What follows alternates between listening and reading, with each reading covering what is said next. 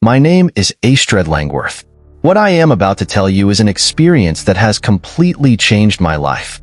On December 12th, 2023, I did not just cross the threshold of death, but actually died for 7 minutes and 23 seconds. During that time, Jesus Christ showed me the shocking truth about the damage of the beast. I was commanded to tell this truth to the world. This story will leave you in deep shock. But before I tell you the unbelievable revelation I received, I must first understand how I ended up there. As a marketing executive in Seattle, I built a successful career and lived a blessed life that most people would envy.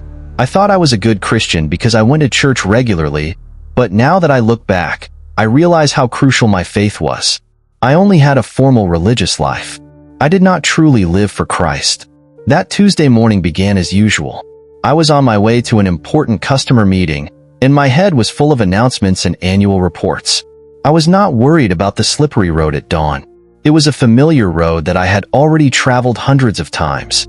When I approached Pine Street and Abonga intersection, I did not even dream that the moment my life would change forever was approaching.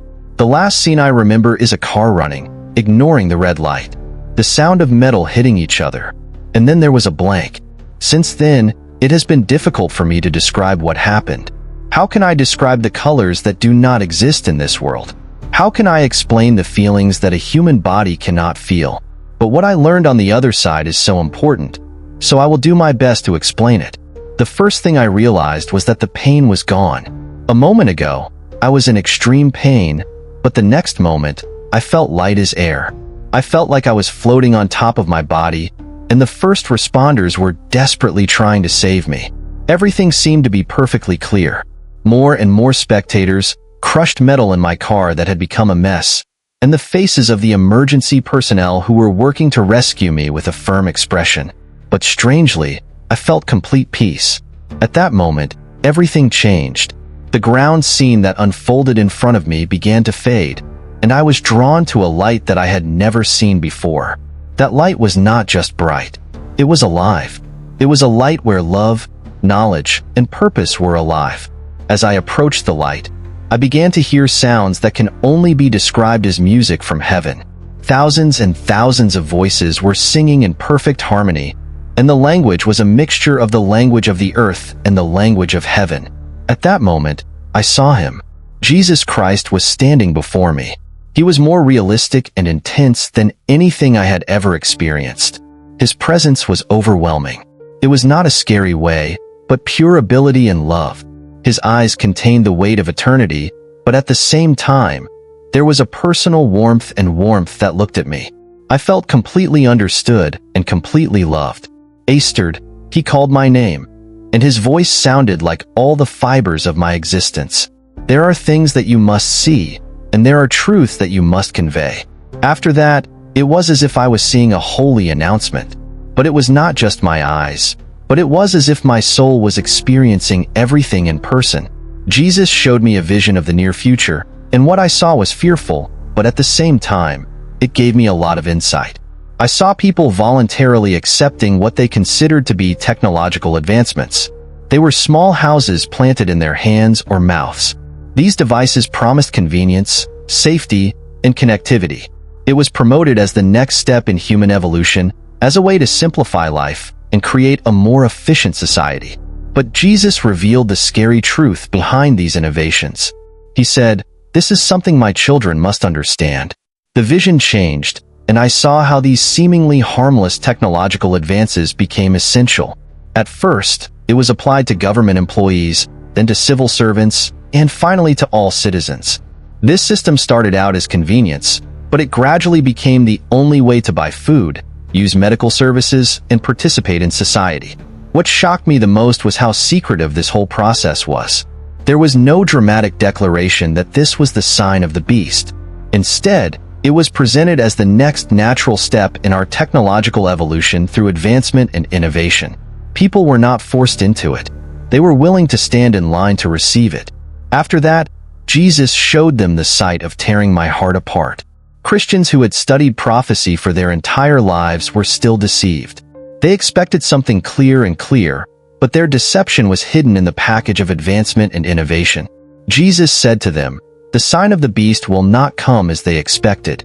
It will come promising peace, safety, and convenience. It will come in a way to solve problems that seemed unsolvable. It will not come as an enemy, but as a friend. Jesus showed them how the system would work. At first, it started as a voluntary program, but it gradually became a necessity in their daily lives. Those who refused experienced discomfort at first, were discriminated against afterwards, and were eventually persecuted. But Jesus showed them another beautiful scene. They were communities of faith who chose to be faithful. These communities created a general support and business system.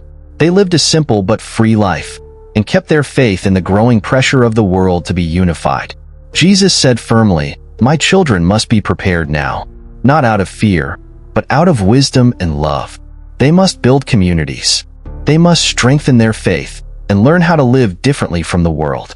Jesus showed them the specific details of how the sign of the beast would be implemented, and he told them to convey this message to everyone. At first, it will start as a way to solve credit fraud and financial fraud. It will be promoted as a way to protect children and the elderly. It will be proposed as a way to end human trafficking and illegal immigration. It will promise unprecedented convenience and safety. It will be supported by respected religious leaders.